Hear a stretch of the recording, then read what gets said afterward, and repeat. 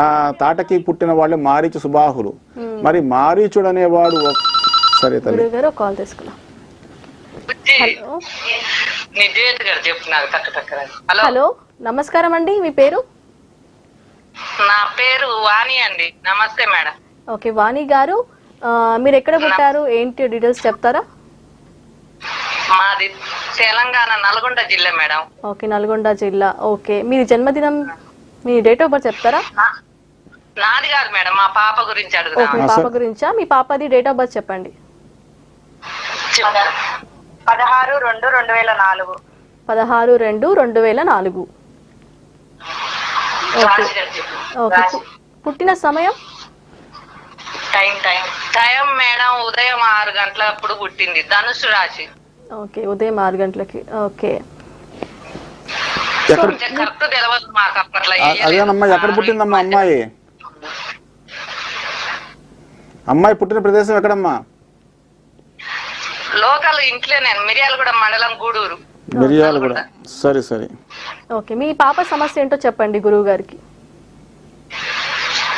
ఏంటిది మేడం? మీ పాపకి ఏ సమస్య ఉందో గురువు గారికి చెప్పండి.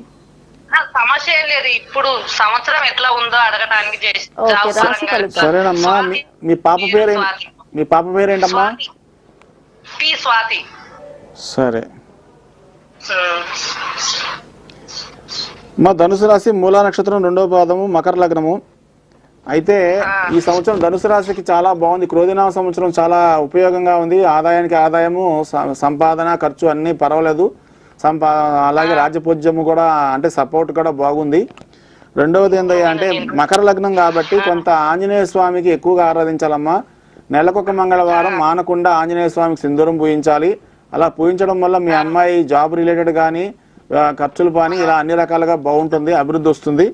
సో రెండవది ఏంటంటే ఇప్పుడు లాస్ట్ 2 years నుంచి మీ అమ్మాయి ధనుసు రాశికి ఏమంత యోగంగా లేదమ్మా. ఈ ఉగాది చాలా బ్రహ్మాండంగా ఉంది.